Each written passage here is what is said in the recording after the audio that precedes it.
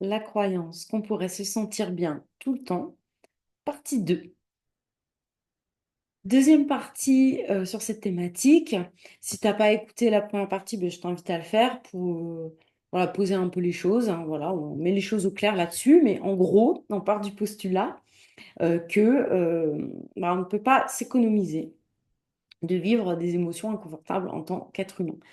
Ça fait partie de notre physiologie, de notre fonctionnement, et on a beau être très centré, avoir travaillé beaucoup sur soi pendant longtemps, il y a toujours des petites choses qui vont faire que dans la vie, le quotidien, on va ressentir des émotions, je dirais celles-ci, j'aime pas le mot, mais normales dans le sens qui ne sont pas liées à des blessures, forcément. C'est-à-dire que oui, on peut faire un travail personnel qui va nous permettre de travailler sur les émotions qui sont générées par des croyances vraiment ancrées en nous, issues, pour les plus douloureuses et les plus limitantes, issues de blessures. Oui, on peut travailler là-dessus.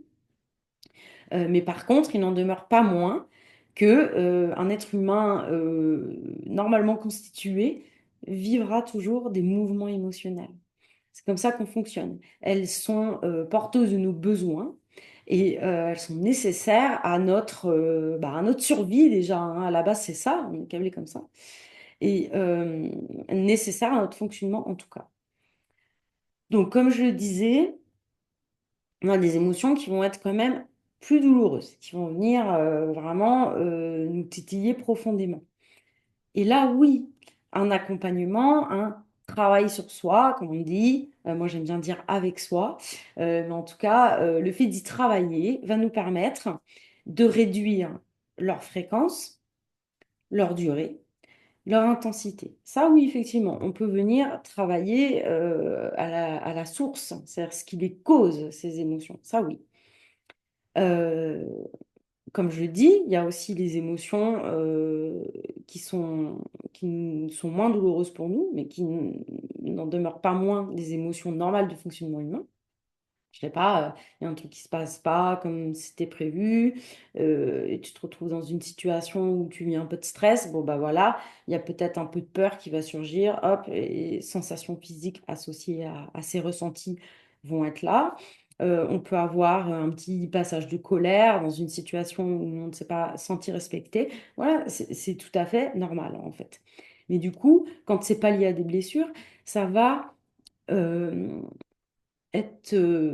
l'émotion va suivre son chemin naturel, c'est-à-dire qu'elle va augmenter, les sensations vont atteindre un palier après, et puis ensuite elles vont redescendre. Et ça se fait sur un temps court. Pour certains, tout le monde n'est pas forcément d'accord sur la durée, mais en gros, c'est entre 60 et 90 secondes, on dit, pour une émotion. Donc voilà.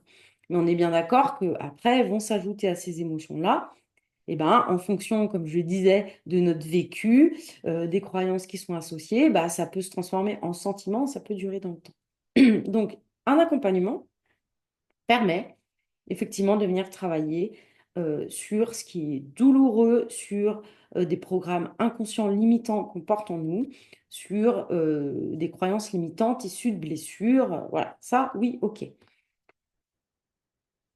Des émotions inconfortables, on en vivra toujours. Voilà, je reviens à ça, qui est la base.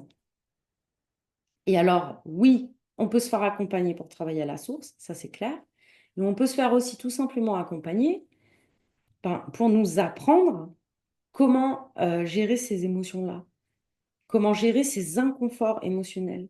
Parce que souvent, ce qui se passe, c'est que comme on a beaucoup été dans la fuite et dans la résistance, pour la plupart d'entre nous, pour s'éviter cet inconfort émotionnel et puis par habitude d'éducation aussi, hein, on nous a appris souvent à faire comme ça. Du coup, par cette fuite et par cette résistance, on a mis beaucoup d'énergie à faire ça, beaucoup de temps à faire ça, et sans forcément apprendre comment les gérer, ces inconforts, quand ils se présentent. Et c'est pour ça que c'est une deuxième étape, en fait, dans l'accompagnement, quand on commence à vraiment intégrer grâce aux séances, se rendre compte par l'expérience que, bah oui, on va avoir une réticence à aller vers ces émotions, qu'on est dans cette fuite, dans cette résistance. Euh, et que ça, comme je le dis, c'est vraiment expérimenté, intégré en séance, c'est-à-dire que ça dépasse la conscience. C'est pas seulement une prise de conscience, vraiment, on le vit, et qu'on se dit, OK, bon, et qu'on accepte qu'on a envie d'aller vers l'accueil émotionnel parce qu'on sait bah, qu'en fait, c'est la manière de nous sentir mieux. Ben, on se trouve au début un peu démunis parce que c'est là qu'on se rend compte qu'en fait, on ne sait pas forcément faire. Donc l'accompagnement, eh ben, il sert à ça aussi, et je dirais même d'abord, c'est d'apprendre à gérer les inconforts liés à certaines émotions.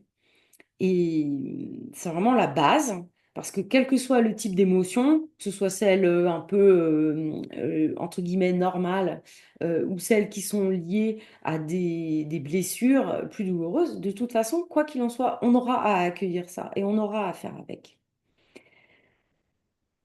Ce que je remarque, c'est que les personnes qui ont un vécu euh, de joie au quotidien, qui sont plutôt portées à vivre des émotions plaisantes, on va dire, agréables, sont des personnes qui ont appris à faire avec l'inconfort des émotions inconfortables. Elles en ont encore, contrairement à ce qu'on pourrait croire, ces personnes-là, elles vivent tout le temps dans la joie, ou en tout cas à 90% du temps. Ben non, mais c'est qu'en fait, quand elles traversent des inconforts émotionnels, elles savent faire avec. Et elles savent trouver ben, une forme de confort, on pourrait dire, dans cet inconfort. Elles peuvent trouver une forme de paix, par exemple, de calme dans cet inconfort. Voilà à quoi peut servir un accompagnement.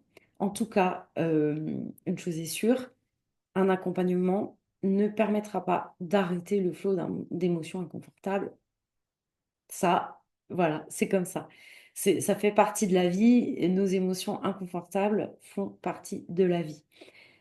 Mais elles peuvent nous servir à des choses très positives pour nous.